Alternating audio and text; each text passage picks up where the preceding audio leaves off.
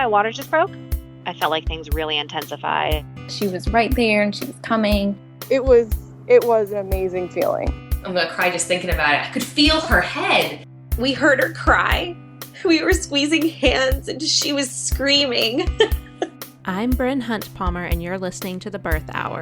This podcast is designed as a safe place to come together and share childbirth stories. Stick around and join us to hear informative and empowering birth journeys from all over the world. Today's episode is in partnership with Needed. The prenatal vitamin industry is failing us, leaving 95% of us depleted during one of the most nutritionally demanding times in our life. There's overwhelming evidence that higher standards of nutrition will improve fertility, birth outcomes, and the trajectory of life. Despite this, most prenatal vitamins only provide bare minimum nutrition. Needed goes way beyond bare minimums with products that can fully meet the needs of our minds, bodies, and babies. Their radically better nutritional system is third-party tested and rigorously developed with the endorsement of over 6,000 women's health experts. In addition to their prenatal multivitamin powder and pre and probiotics, I just started using their cognitive support supplement, which helps with postpartum brain fog. And it's been 6 years since my last baby was born, but I'm still claiming the brain fog. I'm going to keep you guys posted on how it's working for me, but I'm already feeling a difference. Needed has all your needs covered from preconception to postpartum and beyond. Needed also simplifies things by bundling core products into easy and flexible monthly plans. Use code BIRTHHOUR for 25% off your first subscription and up to 40% off monthly plans at thisisneeded.com. At the end of this episode, I talked to Ryan, co-founder of Needed, about what makes their products stand out. Okay, before we get to today's birth story, I just wanted to chat a little bit about a couple other aspects of the Birth Hour community. If you're new to the podcast, you may not know that we also have an online childbirth course. It's called Know Your Options. It's 12 modules of all evidence-based information where I've partnered with a childbirth educator, a birth and postpartum doula, and lactation counselor to cover everything from final weeks of pregnancy through preparing for your birth, any type of birth. We go over everything, starting with planned cesareans and going through unmedicated versus medicated inductions, really any kind of thing that might come up for you so that you can be prepared no matter how your birth goes. And then, of course, we talk about postpartum and caring for your baby. And then there's a bonus course that comes with that is called Beyond the First Latch, where we talk about feeding baby, pumping, storing milk, going back to paid work, all of those things. That's an additional 6 modules that is free with the main course, or you can buy it separately. You can find out more about the course, including detailed outlines of everything included, at thebirthhour.com/course. And along with that, you also get access to a private Facebook group just for our childbirth course students and bi-weekly Zoom calls where we get together and get your questions answered or just connect and find community. We have a bit of a surge right now of new members. I think it's that time of year when lots of babies are about to be born, so it's a great time to join and become part of that cohort. So again, that's at thebirthhour.com/course, and you can use the code 100OFF for $100 off enrollment. And if you love listening to this episode and you want to hear more birth stories, head over to patreon.com/birthhour and become a Patreon member to get access to our archives of episodes, which has over 600 additional episodes. So you can hear all the different types of births. We've been making this podcast since 2015, so there's a lot to listen to. You'll also get access to our private Facebook group with your Patreon membership, which is a really great place to find community and get questions answered. I will link to the Know Your Options course and the Patreon page from this podcast app where you're listening to this episode, as well as on the website, thebirthhour.com. All right, today's guest is Danielle, and she's going to be sharing her pregnancy and birth stories with a heavy focus on her struggles with mental health and how it really wasn't something that was addressed when she was having her first baby 19 years ago. I also want to share that I was recently on her podcast called Marriage and Martinis, and we just talked about why it's so important to share our stories and just pregnancy and birth things in general. So check that out. Again, it's Marriage and Martinis, episode 285. It just came out yesterday, so it should be pretty easy to find. All right, let's get to Danielle and her story. Hi, Danielle. Welcome to the Birth Hour. Thank you so much for being here today. Hey, thank you so much for having me. Of course, I'm excited to get to your story. But before we do that, can you tell listeners a little bit about you and your family? Sure. So I am located in New Jersey, about an hour outside of New York City and like right between New York City and Philly in the suburbs. I have 3 kids. My husband and I have been married for over 20 years. And actually 6 years ago, exactly this week, we launched the Marriage and Martinis podcast while going through a really devastating time in our marriage and our lives. And that has sort of completely shifted our whole framework of everything from our marriage to how we parent to kind of our perspective on the world. And it's been a journey and has allowed for me to learn so much that I never expected to learn, including so much about perinatal mental health. Yeah, I love the topics you cover. I feel like nothing's off limits, and we'll be sure to link to that podcast for sure because there's a great backlog for people to go listen to as well. Awesome. Thank you. Yeah. So today we want to focus on your first pregnancy and birth and postpartum and all that. So why don't you just take us back to, finding out you're pregnant, how your pregnancy went? What was that like for you? Sure. So again, I always preface this with, this is an experience that happened almost 20 years ago. And I feel like I am still putting all the pieces together and even just developing the language around it that I never had before. So it's sort of an ongoing journey that I think I'll be on for as long as I can, to try to get the word out there. But around 19 years ago, I was 26 years old, and my husband and I got married very young. We got married at 25. And, I just always knew I wanted to be a mom. I think I probably rushed it a little bit because I just sort of felt like my mom was a stay-at-home mom and, we lived in the suburbs, and it was just sort of what I saw around me was, this is what you do. You get married, you have kids. And I think I probably, sort of like jumped into it a little bit fast, which was maybe my first mistake. But I was excited to get pregnant, and I went to my OBGYN, a practice that someone close to me had recommended as, amazing. She used them for her babies and everything. And so I didn't really even think about trying to go to different practices and ask questions and, shop around a little bit, so to speak. So I just went to this one practice that had great reviews. People really spoke highly of them, an all-male doctor practice. I had said to them, I do have a history of anxiety and some OCD, although I was always, a very fully functioning human throughout middle school, high school. College, it started to get a little bit worse. At 17, I went on Zoloft. And I went in and said, I want to get pregnant. Do I need to go off my medication, my Zoloft? They didn't follow up with any questions about my history, about my concerns. They didn't even bother to say, let us get back to you. We'll talk to your psychiatrist, your psychologist, nothing. The answer was just, yeah, that'd be a great idea. So, wanting to be, quote unquote, the best mother I could from the onset, and not really understanding the severity of going off of medication. Yeah. I went off pretty much cold turkey. And then I got pregnant pretty quickly. And from the beginning of my pregnancy, I just started to spiral. What I had kind of in the back of my mind known was some hints of OCD and everything just became...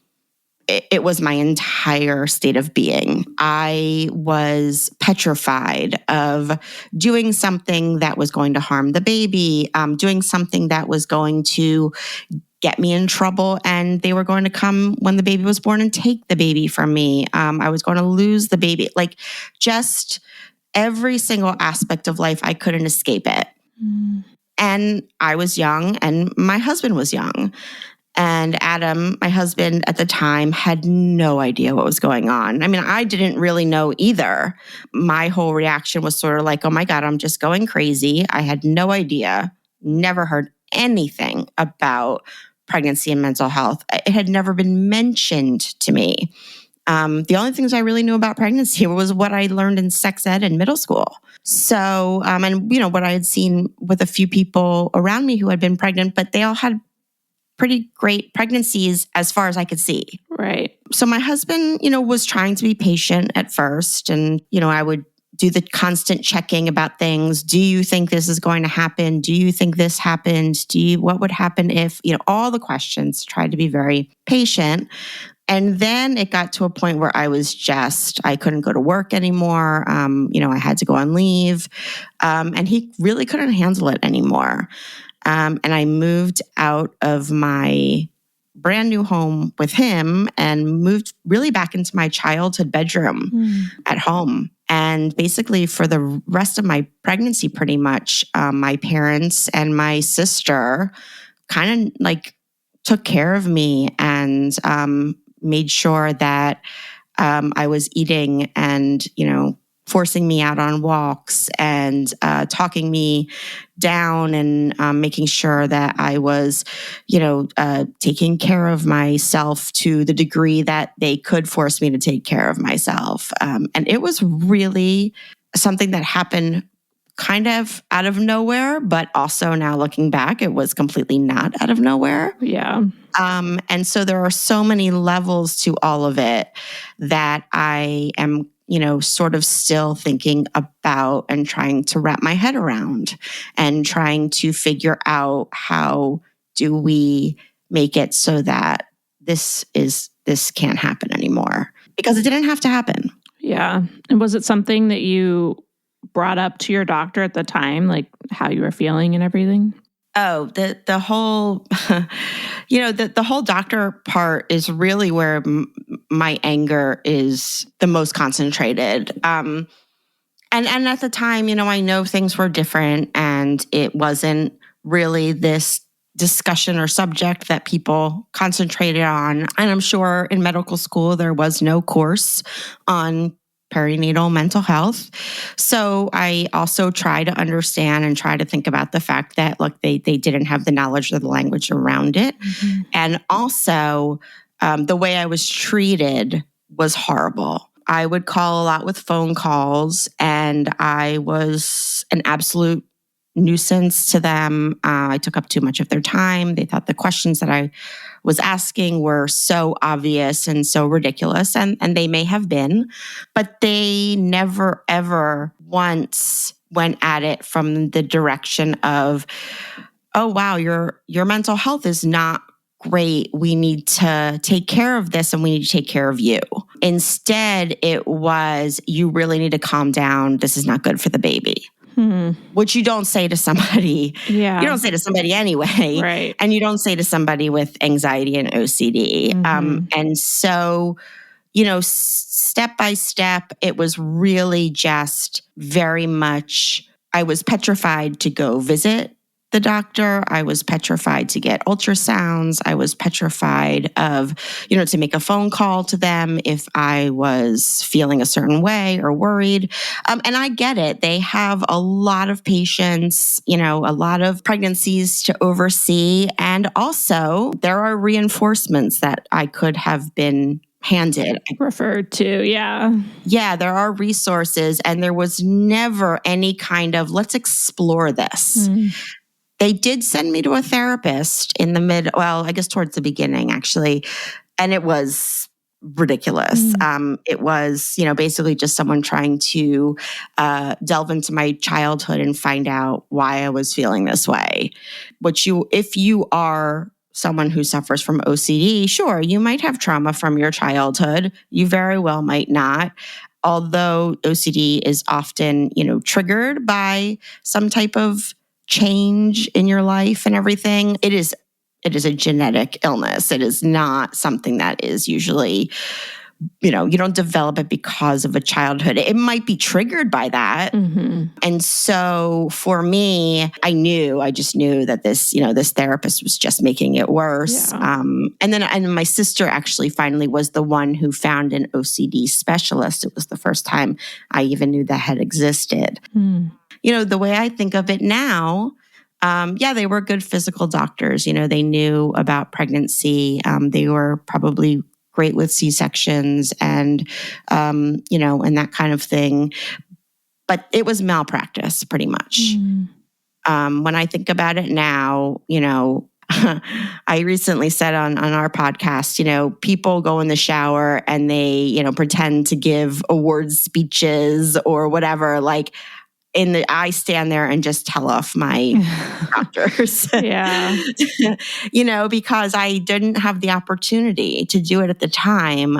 And even if I had, I was so young and they were such revered doctors, and here I was acting crazy, quote unquote, so to speak. No one would have listened to me anyway. Yeah. And so much less conversation about these things. Like my first was born in 2011. And even then, the amount of conversation around mood disorders during pregnancy and postpartum was not there like it is today. So I can only imagine 20 years ago, it would be even harder to find. And I always think about like our mothers and how they must have just had nothing, Mm-hmm. Yeah. Oh, definitely nothing. I mean, they couldn't even have their partners in the room or anything. Yeah. Mm-hmm. I guess the main thing is when I think about it now, I think to myself, what do I wish I had been told? What do I wish, I had known about to research beforehand, right? Even if you're not showing signs of perinatal issues or anything, like before your pregnancy, you ask doctors questions. You go in and you say, how do you react to a woman who might be dealing with mental health issues? I would have talked to my partner more. I would have really had Adam do some research and sat down. And it's hard because, the way we discuss pregnancy in this society, for the most part, is this time of glow and happiness and baby showers and gender reveals and birth announcements and layettes. And so there's this expectation that you are supposed to be happy and excited, and it is so much more complicated and nuanced than that. And so I think my husband was really like, oh my gosh, here we have this new home. We're newly married. We are, we have this amazing dog. We're about to have a baby. Like, I think he was like, what? Don't understand why you can't be happy. Yeah. Like, what's wrong with you? Yeah, what's wrong with you? Why, and unfortunately, the people around him, I think, were feeling sorry for him that I was ruining it for him. So, yeah. Have you guys talked about that since? I mean, of course you have, but what has that conversation been like? Just kind of him reflecting on that time? Yeah, I think it's something that we both have had to look. Our relationship, especially because of the podcast, is so different now. And I think that just evolving and growing over the years as people, I do obviously feel like it would be different now. And also, I do understand the fact that he, number one, he was young. Number two, he had never experienced anything like this. Number three, he really, really did try to be patient for a long time. And then I think it just got to be really scary. Yeah. And so I think I do have feelings about the fact that he was sort of just kind of directed and guided to wait for it to pass. He wasn't really there and involved during it. And of course, over time, again, that's something else I've had to unpack. And also, we didn't know enough to try to have those conversations first. Right. And those are conversations, again, that you don't want to have around pregnancy. You want it to be joyful. And also, there's so much other stress, right? You're worried about, are you going to get pregnant? Are you going to lose the baby? Are you going to be on bed rest? All of these things. And then on top of it, you put this, and also, by the way, I do have a 1 in 5 chance of developing some type of perinatal mental health issue. And so those conversations, I think, really get put on the back burner. And there's something that we don't want to discuss upfront, but also if you have the conversation and it never happens, that's fantastic. If you have the conversation and it does happen, you're going to be so happy you had those conversations. Yeah, that's such good advice. Mm-hmm. And when you put it in the terms of 1 in 5, it makes it more real. And I think will encourage people to have that conversation because especially the perinatal, like I think people maybe talk about it for postpartum, but even on this podcast, we have over 900 birth stories. And I don't think we've talked about having mental health disorder during pregnancy very often compared to postpartum. Mm-hmm. Postpartum depression is what everybody hears. Right. Yeah. And for so long, they just called postpartum depression. People just called it postpartum. It's like, no, postpartum is not the same as being depressed postpartum. Those are two different things. Right. Absolutely. Yeah. Absolutely. Yeah. Yeah. And again, I think, there's this whole stigma for so long and even now ongoing with social media and, these huge gender reveals and everything. Like, I think there is this whole idea about pregnancy and it being, obviously it's a magical thing and, it's a gift and, if you want it and all of that stuff. And also it is such a major, incredible change that I don't know how we just happen to leave out this component of, well, wait a minute, we know that big changes in life, physically, mentally, location-wise, anything is a huge trigger for any kind of, anxiety or stress or whatever. Well, what is a bigger change than pregnancy? Mm-hmm. Yeah, huge life change. And also the hormonal shifts are, the biggest you'll ever experience. So, yeah. Exactly. It's all layers. We have more compassion for, I think, teens going through puberty than the hormonal shifts of pregnancy sometimes. So, right. Absolutely. Yeah, we acknowledge it more for sure. Mm-hmm. All right, well, let's talk about the birth because I know that you've mentioned that wasn't your, main focus looking back, but you've kind of more recently realized that maybe there was some birth trauma there as well. Yeah, so birth trauma, again, is a term that I never heard before. Right. When you hear trauma, you automatically go to, and of course, we know it's all relative, but you automatically go towards death or some type of awful injury or some type of surgery gone wrong, those kinds of things. And so I think that I walked out of the hospital. I had a C-section. I walked out of the hospital 4 days later, healthy with regular C-section stuff, with a healthy baby. And I think if you walk out of the hospital healthy with a healthy baby, the idea is, oh my God, do you know how many people would give anything for that experience? Which I completely understand and feel so strongly. And also, it was an experience that I have thought about every day since, and not in a way that is joyful. I don't really look back on my birth story with any kind of happiness. Again, it's a lot of anger. And I think that a lot of that had to do with the fact that I wasn't being seen and I wasn't being heard the same way as throughout my entire pregnancy. And for me, it affected my trust on so many levels, how I feel about doctors in general, which is a terrible thing because there are so many wonderful doctors out there. My dad's a doctor. I know that there are wonderful doctors. And yet, now when I walk into a doctor's office or I walk into a hospital, it is, and I know people don't love to be in hospitals, but there is this intrinsic, really strong fear.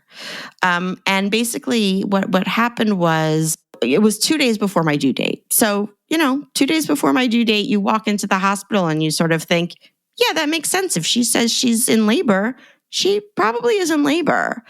So I walked in and they hooked me up to a monitor and everything. And I guess, I don't know, the contractions maybe didn't look strong enough or anything. Nobody checked me internally. And I was told that I wasn't in labor by a nurse. Doctor never came to see me because I guess she told him, it was a false alarm and I should go home. And I was sitting there in the worst pain I've ever been in. And I've had heart surgery. I've, played sport. I mean, I am good with pain. I am not someone, not that it should matter if you're in pain, you're in pain. Right. But basically I was told I wasn't in labor. Finally, I was, crying so hysterically and writhing so much in pain that the doctor did finally come in and check me, and I was 8 centimeters dilated. And so after this, that whole time, all those hours and everything, when he did that, he said, well, I guess we missed the window for the epidural.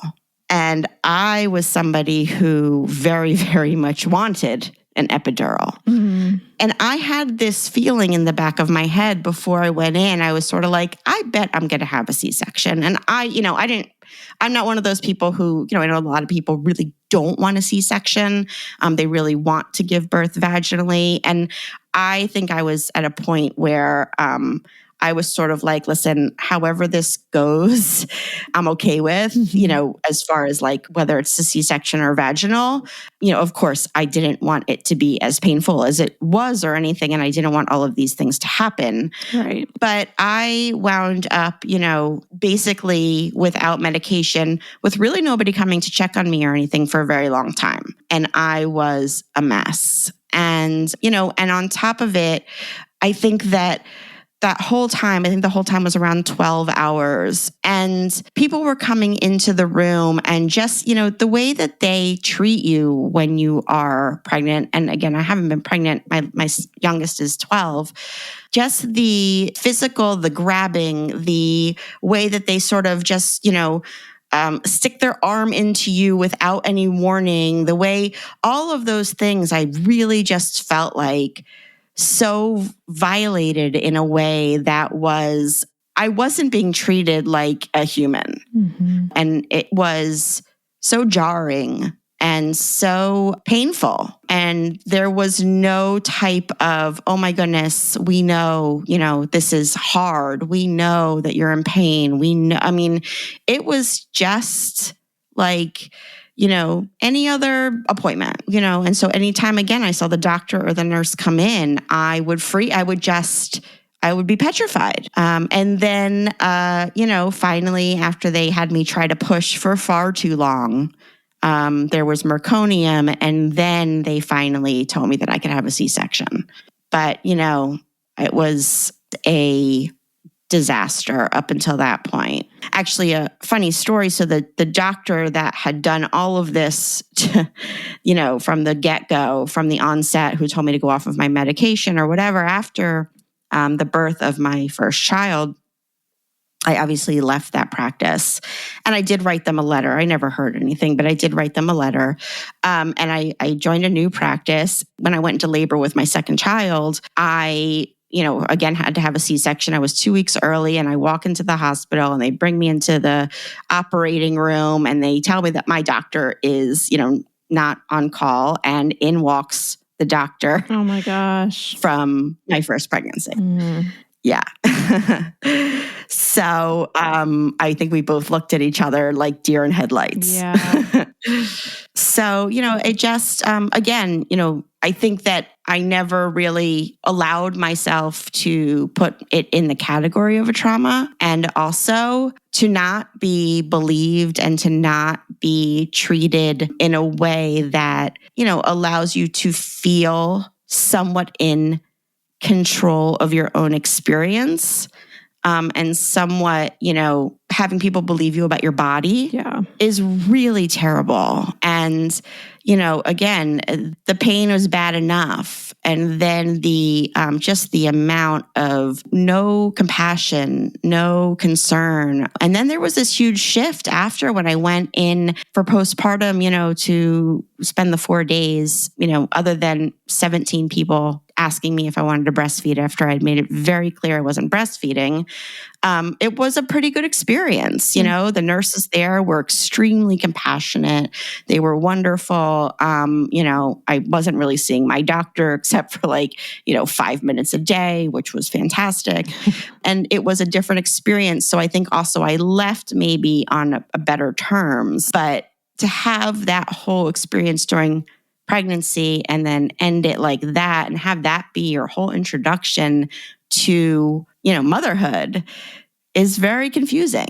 Yeah, it's a lot. And I feel like they give you, I don't know if this was your experience, but we talk about this in our childbirth course, that they'll give you like a survey about your experience, like right after the baby's born, basically. And you're on this hormone high of you're holding your baby and maybe you have, great nurses and things like that. You don't have any time to really process what that birth experience was like. Right, exactly. And, and again, it's really hard if you've had mental health issues to give honest feedback about a practice that is so revered and has so many positive reviews, and to feel like you're going to be heard. Yeah. It's almost like you are the outlier and you slipped through the cracks and everyone else has had this great experience that leaves you like questioning your, Yes, it's all you. Exactly. Yeah. And actually, I did recently go on and do a search and everything. And there were people who, on threads and stuff that had spoken negatively about them. But, you got to search. Yeah. So how was your postpartum experience? So my postpartum experience, the OCD and everything was still pretty rough. I now it morphed sort of into, obviously now I had this baby, which is a whole completely other level of responsibility and very different than the responsibility of being a pregnant person. And, my OCD certainly took many, many forms still. I had gone in my third trimester back on medication, so I was slowly working my way up, but it was taking time. And, I would do things like lock the cabinet doors where we kept the cleaner. I would be frightened that, I was going to say something terrible to someone, and they were going to take my baby away. When you have OCD, it's almost like you're hallucinating, right? Yeah. It's almost like the thing is happening before your very eyes, even though it is not happening. And it really is something you can't even explain unless you've been through it. When I was postpartum and I was going to see my OCD specialist and I was afraid, to do things like leave the house with the baby, even to go to the food store or to the doctor or anything. And he really did. He said, what you're doing every day when you have to do anything with OCD is basically you're standing on top of the Empire State Building and someone is at the bottom holding a net saying to you, jump, it's going to be fine. And, and you're supposed to just jump. You can't see the net at the bottom. You're just being told it's there and you have to trust. Yeah. And when you have OCD, that is something you're doing sometimes dozens of times a day. And it is exhausting. Yeah. So, you have to work your way back up to trust that these things are not real, but it's really scary. Yeah. Yeah. So you mentioned that you went back on Zoloft in your third trimester and that was helpful. Was the prescribing doctor on that surprised that they had you go off of it in the first place? Yeah. So it was a different psychiatrist than I had been on pre-pregnancy. It was someone who my OCD specialist had recommended to me. Yeah, and they had a much different stance on pregnancy and medication. And no, when I went off my medication, again, it was sort of my OB never said, oh, what is your psychiatrist's name? I'd like to call them and talk about it with them. I don't even think I had to write it down on any forms. What's your psychologist's name? What was your mom's pregnancy experience like mentally? Like nothing, there was not one follow-up question. And of course, now looking back, I know that I should have had a gazillion questions, but I didn't. And and number one, I wasn't the doctor. And number two, I just assumed that they're good doctors. They'll know. And now, of course, I would do it so differently. But at the time, I could only do, as much as I could with what I knew. Yeah. Well, we have a little bit of time to talk about your subsequent pregnancies and births. Anything you want to share about how things were different or what you might have gone through again? Yeah. after my firstborn, I did have a miscarriage. And, again, reflecting back when I think about it, it was now, 17 years ago. And when I think back on it, I think to myself, man, I was expected to get over that real fast. Yeah. And I think I was afraid and my husband was afraid that I was going to spiral after that. I didn't, of course, was very sad and everything. But, life goes on around you pretty fast. And you just are sort of like expected to, okay, well, you'll try again. And then, I stayed on my medication. I was very closely monitored by my psychiatrist and also my doctor, who had much more awareness, although not nearly as much as I think they should have. They were far better than the last, but still not enough. And so I had a support network kind of around me the second time that I knew I needed. And I think that I had gotten to a place where I was able to be more honest about my situation. With my first pregnancy, I didn't let anyone in. I stayed in the bedroom and, I didn't give my friends a chance to know what was going on and support me. I was much too humiliated and, and scared. Second time around, I didn't even wait to tell people I was pregnant. I think that not telling people I was pregnant had added to my anxiety. And I am the type of person who is very open and wants, very much to share. And so the second time around, I, from the beginning, sort of had told people around me, this is a vulnerable time for me. If I am not returning your phone calls, if I am, not being the friend I usually am, if I'm acting sort of strangely, please just give me the room to, be how I need to be. And people were supportive. People wanted to be supportive. Not everybody, but mostly. And, of course, you figure out who your true people are and aren't. Right. And, and I think that I was more at this point realized that I could handle more than I could my first pregnancy. And also, I think I always, looking back, feel sad about how much I had to handle. But I knew the questions to ask now. I knew, that it wasn't that there weren't many women on medicine. When the first time around, I thought if I stayed on my medicine, I was going to be the first person who ever did it. They just don't talk about it as much, and I did, and I became at that point very, very open with anybody. I would say, I'm not breastfeeding. Please don't ask me again. I'm not breastfeeding because at this time, there hasn't been enough research to breastfeed on this medication. There's been more research about pregnancy and not about breastfeeding. That has all evolved and grown. And, I don't even know right now what the status of that is. But at the time, that was a recommendation. And I became more firm. The second time around, I said, no, people may not come into the visiting room after I give birth. First time around, I had, my God, people, friends of my in-laws and this and that walking in, and it was a disaster. So I think my boundaries became much more firm. And when you firm up your boundaries, you automatically protect yourself. Yeah. And, and those boundaries, I sort of wish that other people had helped me put in place the first time around. But I was really, really happy that I did it the second and third times. And, and I didn't let anybody give me any feedback. There was no, the first time around, there was the discussion around breastfeeding, with some of my family members and other women I knew who were very, big proponents of breastfeeding, which is fantastic for them. I had a baby nurse who during the night would, feed the baby because I needed sleep. Mm-hmm. And, the first time around, I think there was some talk with people, oh my gosh, that's, wow, how can she afford blah, blah, blah. And the second time I just was basically like, this is how it is. And I really don't care what you think. Yeah. So, I had more strength. Mm-hmm. I feel like, at least for me, that first baby kind of gives you that mama bear instinct where you're just like, you know what? It's my baby. I know it's best. Yeah. Don't need to hear from anyone about it.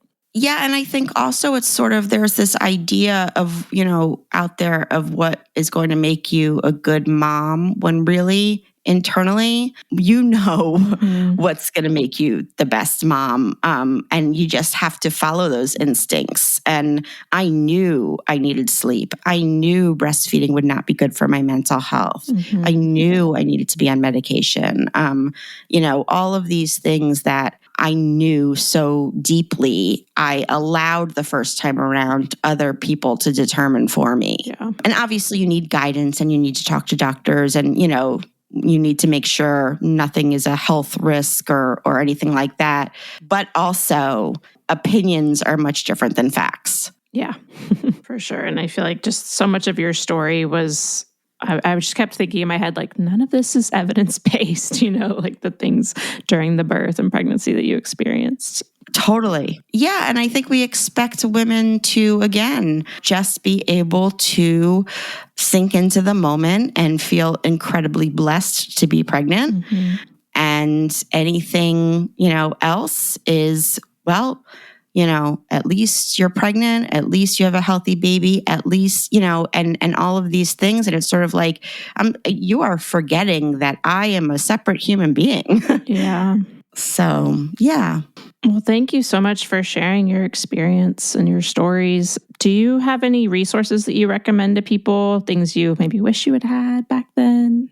Definitely. I, around 4 years ago, was invited, when I first started talking about this subject more intensely, I was invited in New York City to the Motherhood Center, which is a phenomenal place. Mm-hmm. Even if you are not in New York City or any of the, the boroughs of Manhattan, it is still a wonderful resource. And I walked in there and I just remember I started bawling because, all I could think to myself, first of all, is thank you for doing this for other women. And also, I wish I had had it. Yeah. So certainly the Motherhood Center, I think also just listening again to other people's experiences. And more than anything, I think being willing to, share your own experience or whatever part of it you are comfortable sharing is a gift. In more ways than you realize. But, for other resources, I would say more than anything, talk to people who have been through it, who are willing to share, and ask them what criteria did they have helped them determine the practice that was the best for them. Yeah. Yeah. I think that finding, it's one of the really great things that came out of social media is people sharing their experiences and stories more widely. And what I like Facebook for the most is these local groups where you can go in and find the truth behind practices and things like that. I think, doula groups are great. Any kind of birth-related group, usually you can get some good information in there. And we always also emphasize, you can leave that practice at any point in your pregnancy if it doesn't feel right and find someone who is a good fit. Yes. That is the number one. Yes. Mm-hmm. And to research. I think a lot of people don't start researching early enough, right. The different doctors and everything. And now there is a lot more out there. And I think there are practices who either have, not enough of them, but there are practices who have actual on-site maternal mental health professionals. Mm-hmm. And there are those who, at least have affiliations with really great mental health professionals. So when you have the opportunity, choose one of those. Mm-hmm. Yeah. And like you mentioned early on, add it to your list of questions that you're going to ask when you're interviewing doctors. Yes. And also, how do you stay up to date on women's mental health? What are you doing? Are you attending seminars? Are you going, or are you just handing out that survey at 6 weeks postpartum? Exactly. Or are you just assuming that, you're up to date because you're up to date on everything else in medicine? Yeah. Yeah. And one of the biggest red flags we talk about with our students as well is if they seem annoyed by these questions, that's probably not a good fit. They should be more than willing to talk to you about it. 100%. Absolutely. If they don't take the time to sit down, if they are in the standing position the whole time, Yeah. Red flag. Yep. Well, thank you so much, Danielle. Can you share with people where they can find you on the internet? Sure. Yeah. So we are Marriage and Martinis, my husband and I, and our podcast is on every platform. We cover everything from, the very difficult times in our marriage to parenting our neurodiverse kids to my mental health issues to just, intimacy and all of that. We are an explicit podcast, so I always like to preface with that for people who are uncomfortable. And on Instagram, at Marriage and Martinis, we have a great time over there and also a lot of great strategies and tips and all of that. So you can check us out there. And yeah. Yes, I feel like I've had many friends send me memes and things like that from your Instagram account, and I do the same. So yeah, it's definitely a fun. We do try to have a balance over there of, listen, we have to have a sense of humor through this all. And also, this stuff is all really hard. Yep. All right, well, we'll link to all those things so people can find you. And thank you so much again for coming on the podcast. Thank you so much for having me and for giving women this platform. It's a gift. Now I'm going to talk with Ryan from Needed. And don't forget, you can use the coupon code BIRTHHOUR at thisisneeded.com to save on subscriptions and single products as well. All right, let's hear from Ryan. Hi, Ryan. Welcome to the Birth Hour. Thank you so much for coming on the podcast today to chat with me about Needed. I am so excited to be here. Thank you for having me. Of course. Before we get into the discussion, will you tell people just a little bit about you and your role at Needed? Absolutely. So I'm Ryan Woodbury. I'm a co-founder and co-CEO of Needed, along with my business partner, Julie. I'm based in Los Angeles, California. I'm a mom of two, or we joke and say four, because I have two pretty wild rescue mutts that make it feel like we have four kids instead of just two sometimes. And let's see, I'm a trained holistic nutritionist, have lifelong sort of passion for the intersection between human health and environmental health, and never expected to end up in the supplement space, but kind of did. And a fundamental belief that sadly now kind of supplementation is widely needed due to mostly environmental factors with, extra pollution, soil depletion, and just stress that we're all kind of facing from our environments, making more supportive supplementation being a critical focus, especially at the perinatal life stage. So before, during, and after pregnancy, where we spend a lot of our time at Needed. Yeah. Okay. So will you tell us a little bit about what makes Needed unique and what you guys use the term Needed standard? I would love to hear more about that. Yeah, absolutely. I think it really comes back to, we know unequivocally that nutrition has the power to change health outcomes, both for mothers and for babies. And we're not just talking about birth outcomes, but this is really fertility, pregnancy, postpartum, and lifelong health thereafter. We found that despite 97% of women taking a prenatal, 95% of them were nutrient depleted. And if Julie and I were pregnant at the time, we would have been one of them, despite, as an environmental science major in school, focused on food systems. And ultimately, we realized that current prenatals were not cutting it. And we really wanted to set women up to thrive, which means ultimately avoiding depletion. So what we're advocating for is that a new sort of Needed standard, which takes into account more repletive dosing to really support women to thrive, and pushing for this new and better standard can be standard of care at some point for all. Okay, so there's so many prenatal vitamins out there, so many choices. It can be overwhelming. What are, let's say, the top, 3+ things to look for when you're choosing a prenatal? I think 3 big things to pay attention to is, 1, sort of nutrient form. The second is dose. And the third is confirmation that what is in the prenatal that you want is actually there. So that really comes back to sort of, are you getting the full nutrients that you need in the right forms that your body can absorb? Is dose appropriate to actually support your health. And then lastly, the company doing the right sort of validation that, hey, the ingredient that we say is there on the label is actually showing up, and things that you don't want in there, whether it's, heavy metals or gross fillers or certain nutrients that interact with each other, are removed from the product as well. That makes sense. And I know you guys have a really helpful kind of breakdown of all these things on your website that I will link to, because it's overwhelming, as I mentioned, when you're looking into it. Can you talk a little bit more about why, bare minimums aren't going to cut it, especially for, my listeners who are mostly those that are trying to conceive, pregnant, postpartum? Dosage is a really big thing for you guys with your prenatal powder and getting in as much as you can and everything, but just kind of how you guys figured out that so many of the vitamins out there were just giving people the bare minimum.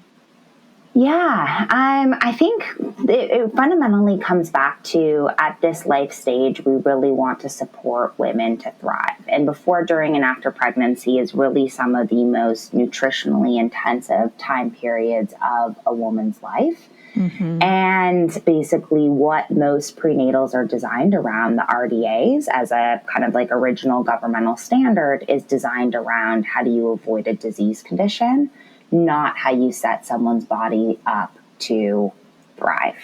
And it's there in the data. We wrote a 50-page white paper with over 600 cited studies around why more supportive dosing, like our assortment, is important to changing outcomes. And it really is around how do you set your body up for success such that it has what it needs to support more optimal outcomes for both you and your baby. Okay, so what supplements do you think that people should be considering, especially during this phase of trying to conceive, pregnant, postpartum?